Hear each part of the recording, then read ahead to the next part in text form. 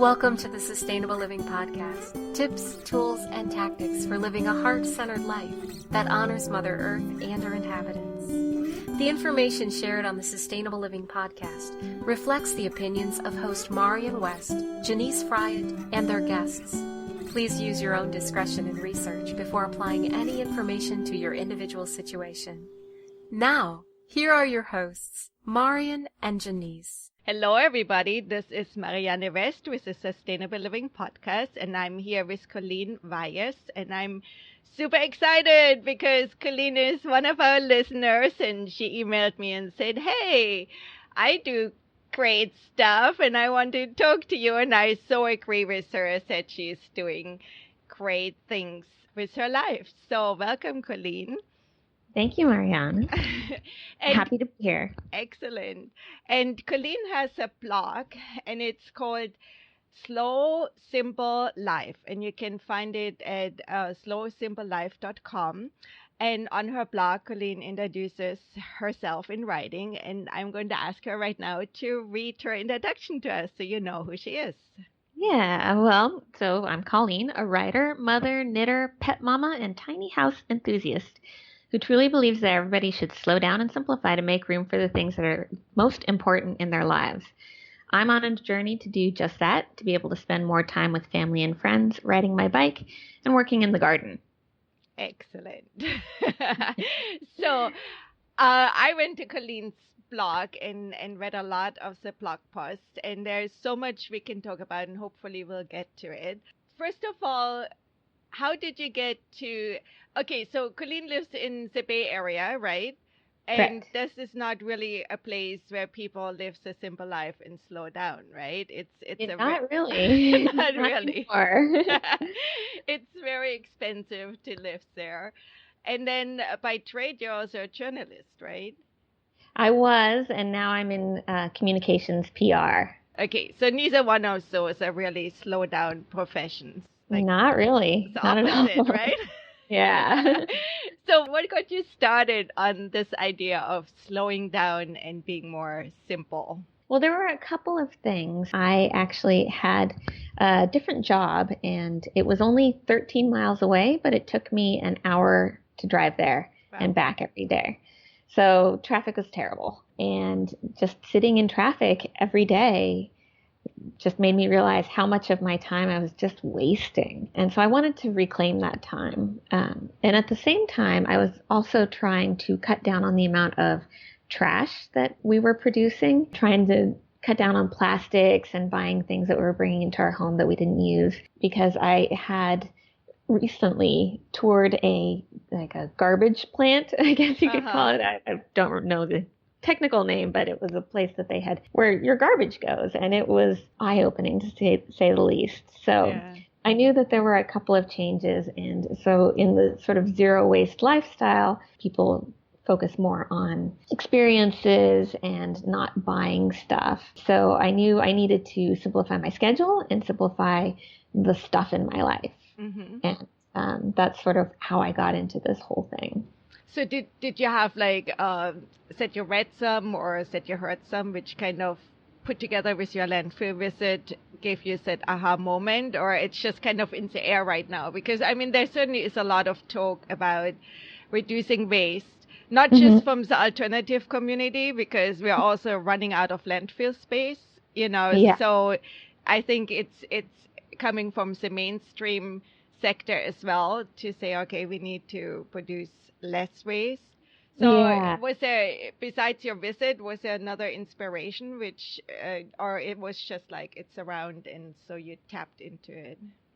Well, there was around that same time, our city banned single-use plastic bags at grocery stores, which made me think about, how much I use plastic bags. And I was thinking about packaging. I wasn't really thinking about how I carry those things home. Mm-hmm. And I had always kept cloth bags in my car, but I never used them because I would always forget them. Right. And, when they passed the ban, it was, okay, well, that's a 10 cent a bag charge for a paper bag, which is fine. I totally agree with, but it was just sort of an incentive to make me remember. It became like this challenge that I wanted to meet. And then, yeah, as I started talking about it with my daughter, who is now 10, she was on board, and it kind of became this game sort of that we would do. And so we've significantly reduced our waste.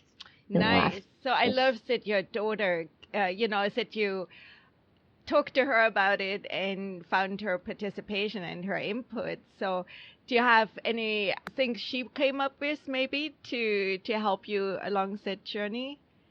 Well, she's pretty good at saying, no, we don't need that because that's packaging. Yeah, I mean, she keeps me in line.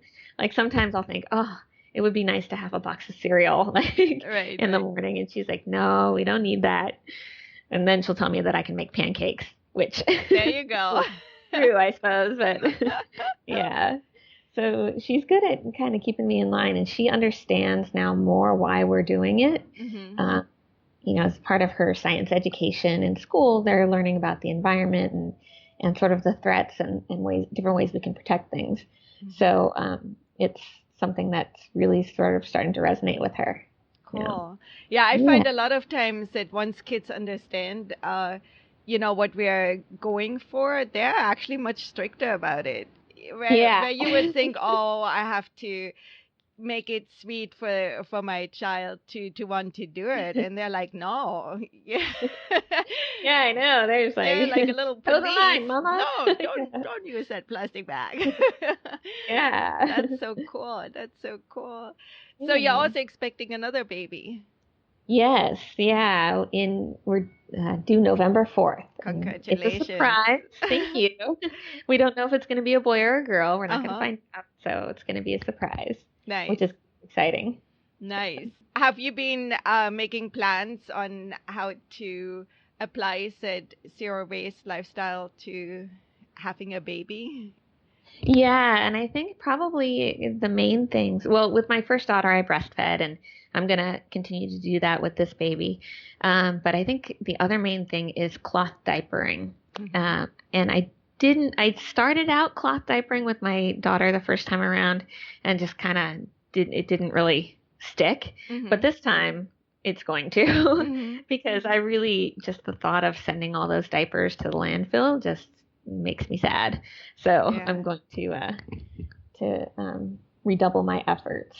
Excellent. Yeah, it's a tremendous amount of trash each baby produces. And I'm so happy to hear you're breastfeeding. I'm like a huge proponent of breastfeeding. And, for one, it's cheap. You're producing it yourself.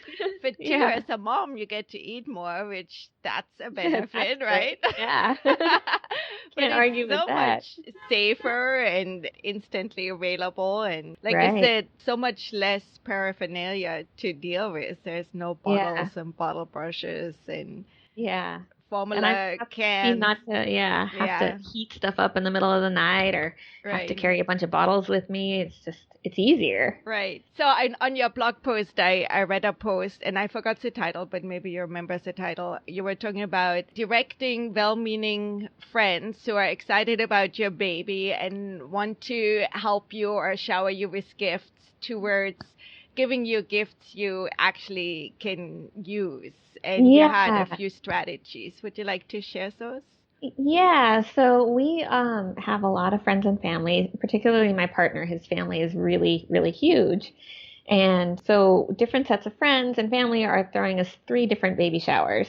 And while I appreciate that, and I appreciate the thought and the love that they're trying to express and their excitement, I also don't want to end up with a lot of stuff that we're not going to use or that sort of thing. So number 1 is the registry. It's been a godsend. People want to get you what they know you're going to use. They don't want to get you something that you're just going to put away in a corner and just have it be in the way until you get rid of it in a couple months. So, sticking to the registry or sending out the information about the registry has been really helpful, and it's gotten us what we want and need, and that's been really, really nice. And then, there are always going to be those people who will get you something that you just are not going to use. Mm-hmm. And so it's important to be gracious and, say thank you and accept it and in the spirit in which it's given, which is, through love and excitement. Right. And, and then you can give it to somebody who's going to use it. You can donate it. You can always return something and use that for what you'll need down the line because, babies grow out of stuff real quick. Right, so right. You're going to need to keep getting clothes and things like that as the baby ages. So yeah, that's definitely a strategy my daughter used because people love to buy little baby clothes and you really don't need little baby clothes. Usually you get a lot of hand-me-downs and your baby's going to be in November, so you need a little bit more. A summer baby needs a t-shirt and a diaper, right? That's right. That's it. And mommy. Yeah, exactly. So Red said you're asking people to give you like gift certificates or pay for months for a diaper service. Yes, yeah. So we signed up for something called plumfunds.com, and you can basically ask for donations towards something. And we are doing it towards a diaper service, which to me is going to, in the first few weeks, is going to make diapering that much easier as we get used to having a newborn in the house. And, right. Doing all that laundry is going to be a little bit daunting. So it'll be a nice little break while still allowing us to cloth diaper. Right. I think it's fantastic. When I had my children, which is like 30 some years ago now, there were diaper services, and at the time we couldn't afford it. So I washed all the diapers. Yeah. And that was sprays and nice covers you have now. You still had to use pins and stuff like that. And then for a while, diaper services disappeared because nobody was using cloth diapers. And so it's kind of encouraging that they're coming back. Since there are more people doing it. And I think it's a real time and lifesaver, especially you're planning on still, or you have to still work to support your family. Right. So, there's only so much time in a day. And then I think what's nice too, they give you the small diapers in the beginning and small covers, so you don't have to purchase 2 sets. Yeah. Washing diapers is not as big as a deal as people make it to be, but it's really nice if it just gets delivered clean. Always nice to get things just delivered. Exactly. For sure. When I'm thinking about delivered and new babies, when, back in the day when I had my babies, we would have circles of friends which would deliver meals to the new mom. So if you're Colleen's friend, think about and you're listening to this. That's right. Bring I love your lasagna meals, and ready cooked, ready to eat. Yeah. But you have a 10-year-old daughter. Is she active in the kitchen with you? Are you? She is, definitely. Sometimes I'll just tell her, okay, go ahead and cook something. She'll get a desire to cook or bake, usually to bake. And I'll tell her, okay, that's fine. You have at it. So she knows how to, work knives and measure things and work the oven. I think it's important to teach kids fairly young that they can take care of themselves in that way. And it sort of, I think, helps to breed a lifetime of being able to care for yourself and provide yourself with healthy meals. For sure. Yeah, it sounded too like in your search for zero waste that you went more and more towards buying unpackaged fresh ingredients. And so I was just wondering how your daughter, felt about maybe a change in diet and also how you involved her in doing that. And also you started a garden. So I don't know how your garden story went, but maybe you want to get into those two things together a little bit. So actually, it wasn't a huge change in our diet for my daughter. We never really bought a lot of processed foods. And when she was a baby, I made her baby food. Just because it was easier and cheaper, and have never really enjoyed going to the grocery store. So if I can avoid it, I will. It wasn't a huge change, but I think that something that really helped get her interested in being creative in the kitchen was having a garden. And right now our garden is it's on its last legs because we're kind of nearing the end of the season. But she's always interested in growing new things and picking out the plants and taking care of them. And she'll, go out every day after school and check it out, see what's new, what's happening. And I think that's a good way to get kids to really like understand where their food comes from, and also to be interested in preparing that food and consuming food. Like, you're going to want to eat a cucumber that you grow rather than one that you just get at the store. Right, for sure. Yeah, when you have seen it from very little, growing bigger, getting flowers, becoming big, for sure. Excellent. Exactly. So your garden is still going strong. I just found a couple of your blog posts, and one of them you were talking about that the soil wasn't set. Fantastic. It was good. So we actually have a compost pile going, and that's really helped a lot. But the soil in one part of the yard is it's really terrible. So it's going to take a few years, I think, before it gets up to par to give us something that's really good. But in the meantime, we keep composting, and that has actually really helped us cut down on our waste a lot. For sure. Yeah. Do you want to talk about how you got to that process of starting a compost? Because right now you still live in a condo, right? Yeah, I live in a condo, and so actually we garden at my parents' house in their backyard. So they've had a compost pile for years and years. And it was much smaller than it is now until I started adding our food scraps to it, and now it has grown a bit. But it's just I save my scraps in just an old coffee can in the freezer, and then so that it doesn't get smelly or anything. And then we'll take them to my parents' house when the can is full and dump them out and start over again. And it's been a really good process. It's helped us to cut down on our waste, and it's helped them to improve the soil at their house, and it's been a good thing for us. Yeah, so it's a real win-win type of situation. Yeah. So I gather that pretty soon you're going to move closer to your garden. Yes. So we are in the process of building a tiny house, or having it built, because I am no builder.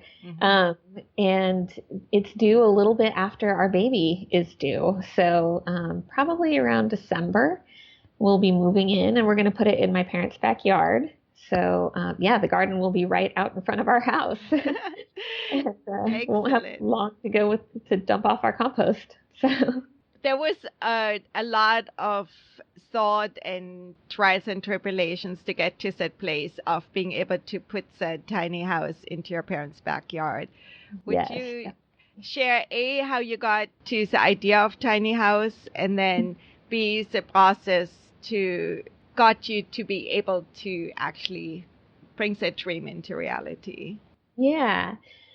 So tiny houses on wheels are, just exactly what they sound like. They're little, well-designed houses that look like actual houses on wheels. So they're also insulated and like a 4-season house, whereas like an RV is only for the fair weather. So I have always been a kid who has wanted to just be able to pick up and go. And when I was a kid, my grandmother used to threaten to sell us to the gypsies. You're like, yeah. And one time I remember actually sitting at the window waiting for them to come by to see if I could join up with them. They never did. But so it's a kind of lifestyle that's always appealed to me. So there was that. And then I found out about tiny homes, I think through the Life Edited website, which is where they talk about, paring down and minimalism and small space living. And they would talk a lot about tiny homes. And so I started researching, and I actually got my daughter interested by showing her this video of one. And really what I had wanted to show her was the cool couch that this person had in her tiny home. But my daughter was like, we need to live in one of those. When can we? And so, that's when my dream became something that we could actually pursue. And so Also, living in Silicon Valley, it's one of the most expensive areas in the United States to live in. We have had to move a couple of times because, either the place we were living in was sold, we were renting a condo and it was sold, and we couldn't afford to buy it, or our rents would just get raised and, we couldn't afford them. So I got tired of that after a while. It's hard on everybody involved. And I really want, some stability for my daughter. So I thought, well, okay, my parents own their home. They take care of my daughter after school. They're getting older. My dad has been sick for a lot of years. So they can help me and I can help them. So we looked into garage conversions. We looked into an additional unit, but all the regulations are so crazy. You can convert your garage, but you can't put a kitchen in it. So you can't actually have it as a separate unit unless it's behind your house, but all the garages here are in front. I mean, it's just these very circular regulations that eventually get you to no. Right. And the answer is always, you can, except for you really can't. We talked to a couple of contractors about it, and one of them just told me, he's like, if a tiny house on wheels is what you really want to do, then maybe that's what you should do. It's and he was an awesome contractor, I guess. So a tiny house on wheels, is that considered a unit, or is it considered like a RV type of situation? It's considered an RV, Okay. and we're getting ours RVIA certified. So it's getting certified to in international RV standards, which means that we can park it at like RV parks if we choose to take it on the road. And so we thought, you know what, that's just what we'll do. And so it's smaller than like a garage conversion or a second unit, but we're going to treat it like a second unit. And, it's not still allowed under the regulations, but there's getting to be more acceptance of them. And I have been attending like city council meetings and community meetings to sort of talk about this and how I think these things should happen. And so, I think we're making some progress in this because I know there are a lot of people who would pursue this if it was legal for them. And in a largely suburban area, this area is super suburban. You're not going to be able to demolish these houses and build high rises. So in order to increase density, you have to allow secondary units or, tiny homes on wheels as secondary units. Right. So it must be very frustrating when you're trying to be more conscientious and live more simple and, do better for the world, so to speak. And then you have regulations facing you saying, no, you can't do it. It is. Yeah, it is frustrating. Kudos for you that you found a way to do it. That's fantastic. Thank you. Yeah, we're excited about it and hoping, to be able to move in December. Yeah, that's going to be so much change for you, having a new baby.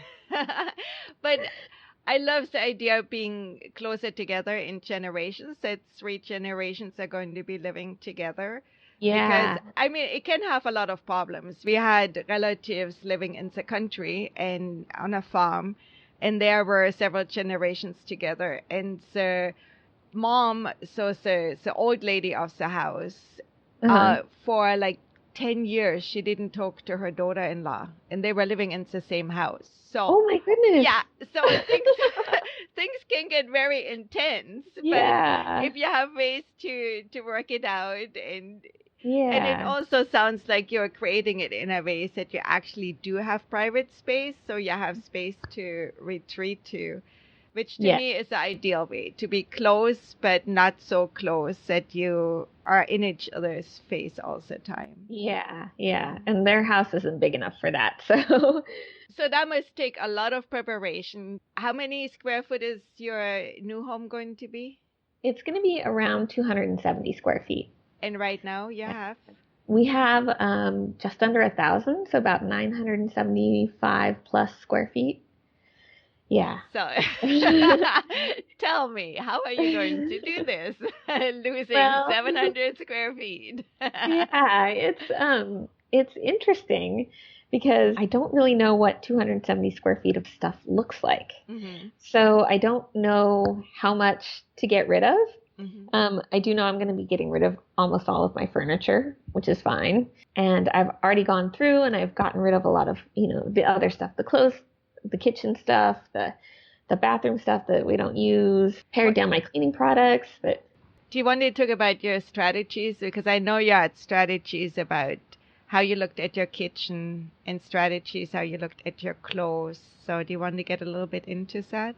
Yeah. So like for my kitchen, so what I've done that has really helped me is use the KonMari method. And I don't know if you're familiar with that. But, a little bit, yeah.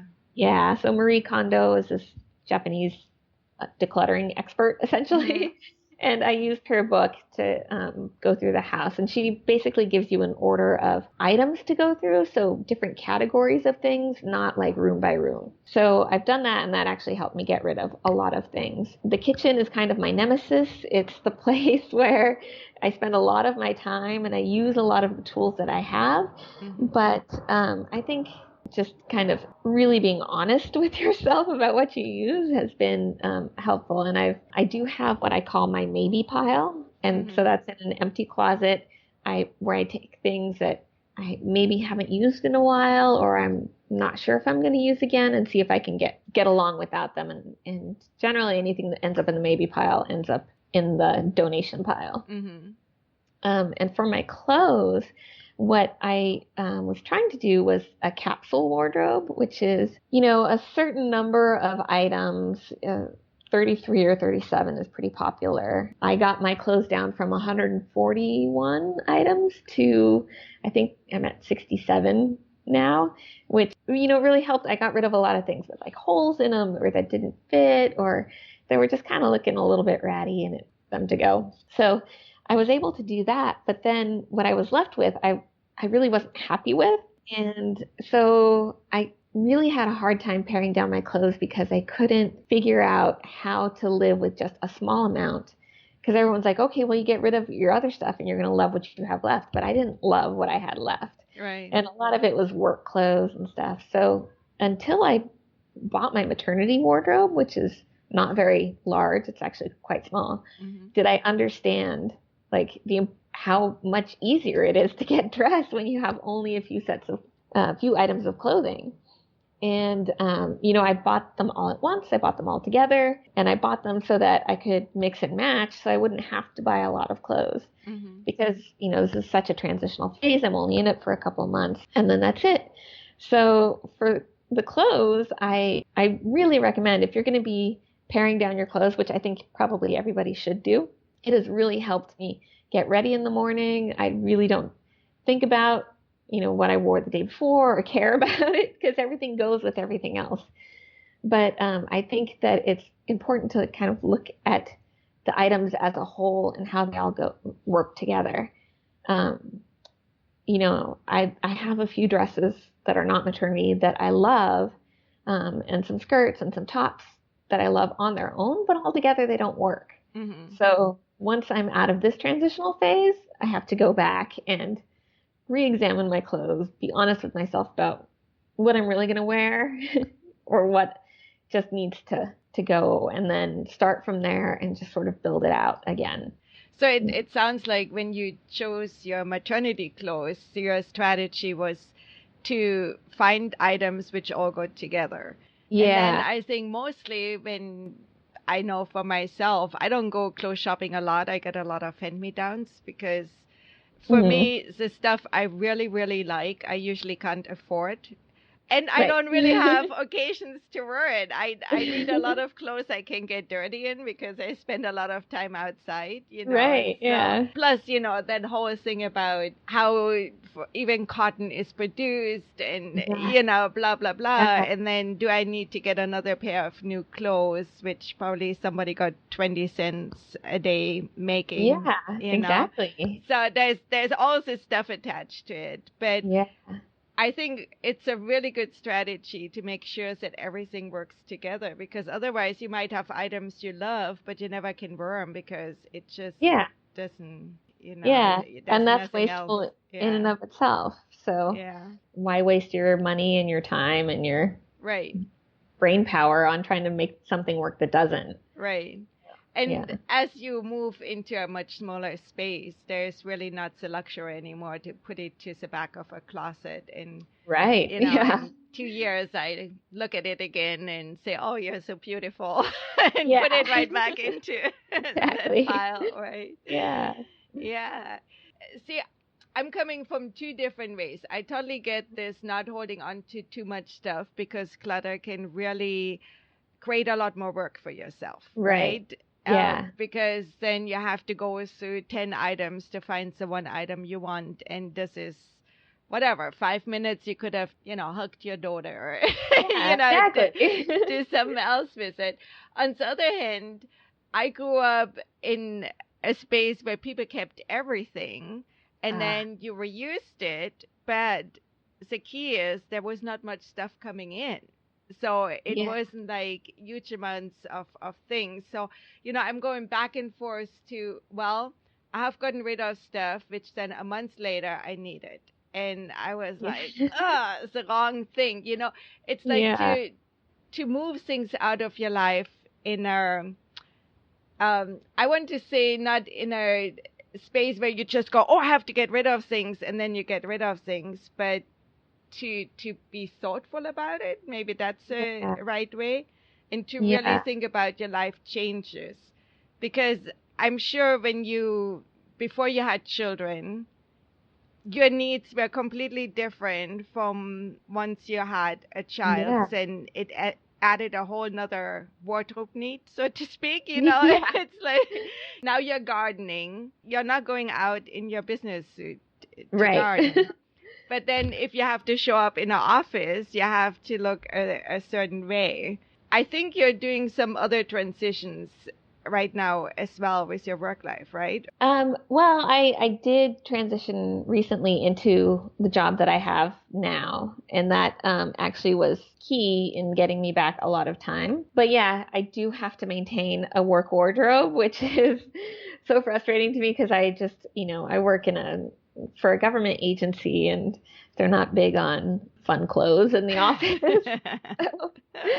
So I do have to keep things professional and dedicate a portion of my space to that. But yes, I am, you know, I do that work, and then I do my writing on the side. So I maintain my blog, and then I do a little bit of freelance writing here and there, just because I love to write, and that, you know, what makes me happy.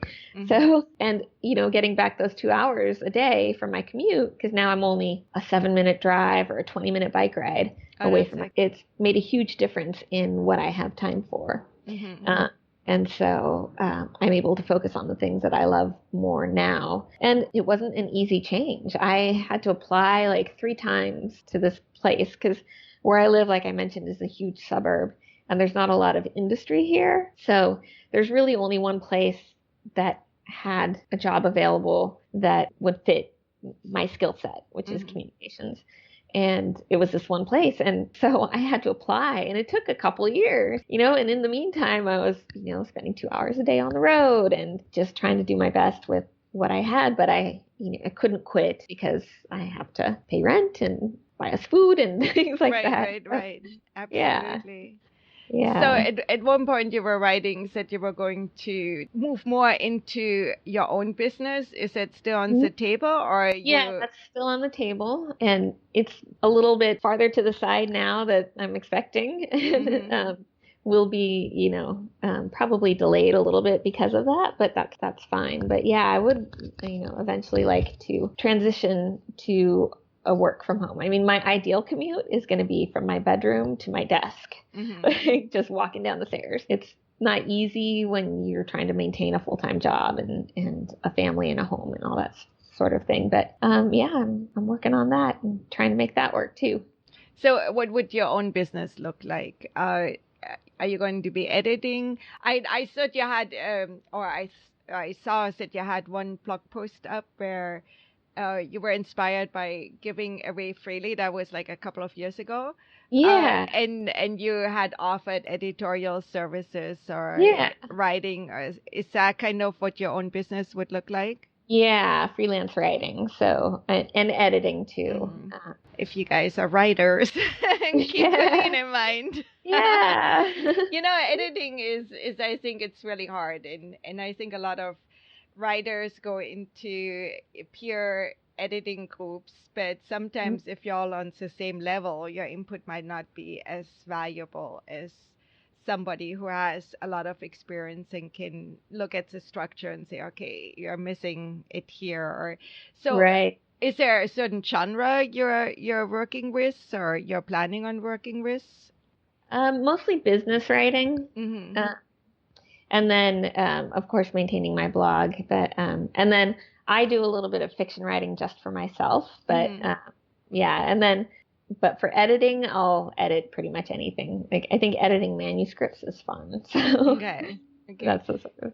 Yeah, my husband's in a writing group, and he is the person who is leading it. She does a lot of editing work as well. And, I'm just thinking right now we're in September, November is NaNoWriMo. You know Yes. about that, right? Yeah. So a lot of people are going to come out with manuscripts and Yeah. need somebody to go, yeah, maybe not. Or Yeah. I know I was considering doing NaNoWriMo this year, and I thought, well, you know what? It's in November, and I'm due to have a baby in November, so maybe I'll skip it this year. Yeah, that might not be Right, the best year to do it. Yeah. So I wanted to touch on something else, if I may, and if you don't want to go there, that's okay, and you can just tell me. But you said in one of your blog posts said not everybody in your family is on board with the minimal approach to life, and specifically your life partner is not necessarily on the same page. Yeah. So I was kind of curious how you're working around that. If people close to you are not really in support of what you want to do. Yeah, so it provides an interesting wrinkle to things because my parents are pretty minimalist. My brothers are as well. So I kind of grew up in that sort of, well, let's just keep stuff moving out of the house kind of. But we also grew up, all five of us, in a 700 square foot home. So it was used to living in small spaces. Right. My partner is not really used to living in small spaces, and he likes a big house, and he likes a lot of stuff, and that's just who he is. He's a little more sentimental than I am in terms of hanging on to things, and that's fine. But eventually, when we do merge our households, which will probably be in a few years, it's going to be a compromise. We're going to have to meet somewhere in the middle. And I think it's helped that I have worked on the design with the builder of the tiny house, keeping my partner in mind.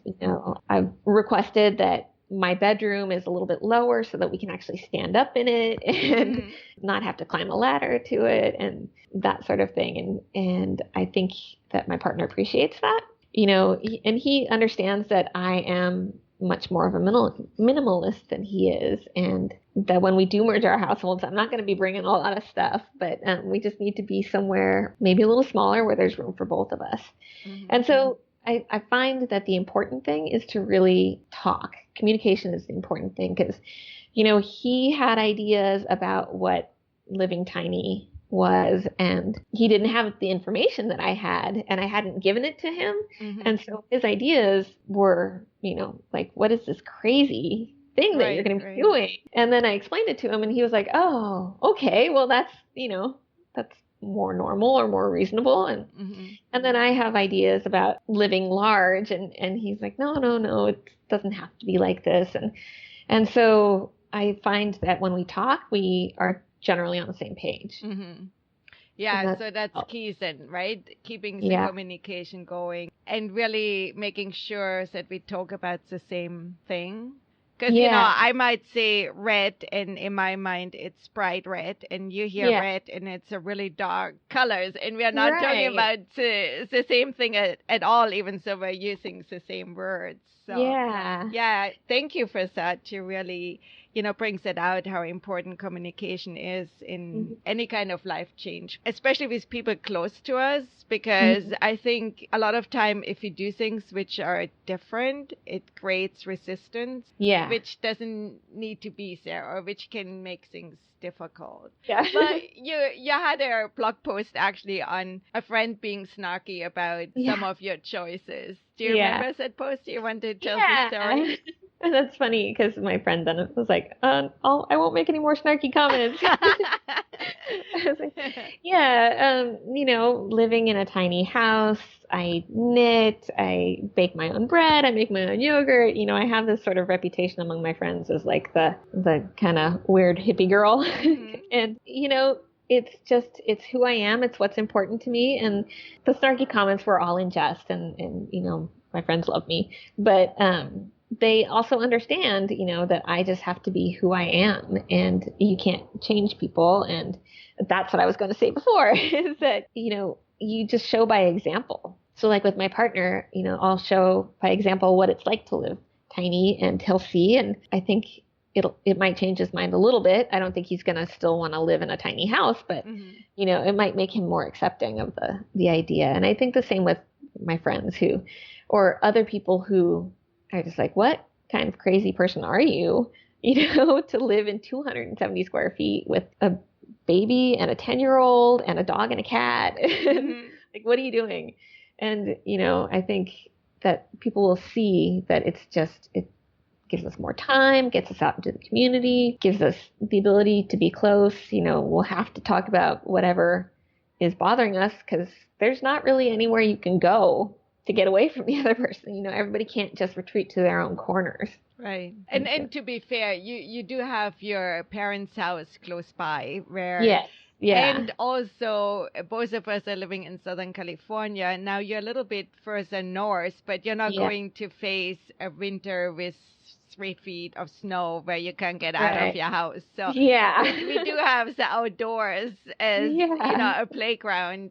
Exactly. Which makes it a lot easier to be in a smaller house. I would think if you're in the middle of Minnesota and you're in 270 square feet, that might make it a little harder. Yeah, I think so. I think you're right. And, that's part of being out in the community and getting outside more. I think that's also very appealing about living in a tiny house, at least here in California. Right.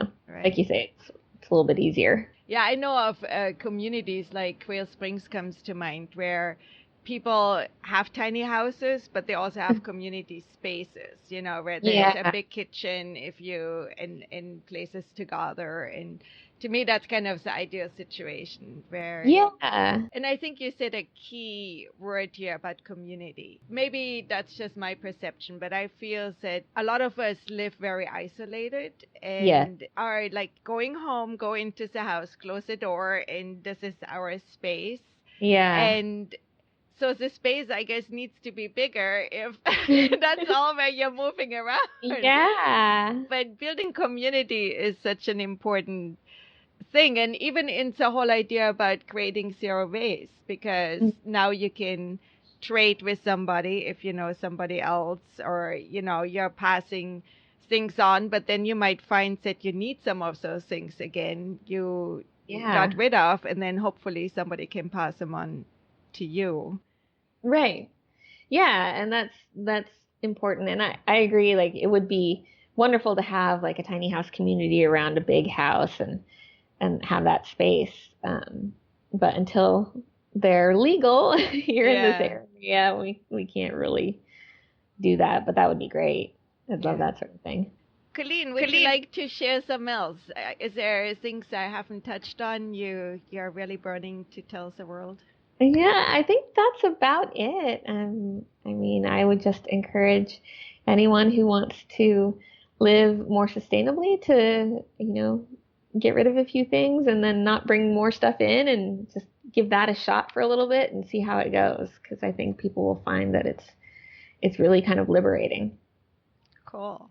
Yeah. Thank you so much. So I wanted to thank you for coming on for once, but also very much for reaching out.